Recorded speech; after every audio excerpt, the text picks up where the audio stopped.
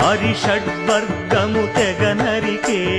హరిఖడ్గం నిది నందకము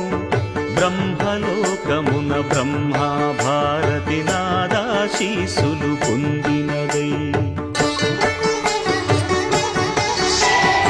శివలోకమున చిద్విలాసమున భ్రమరుధ్వనిలో గమకితమై దివ్య సభలలో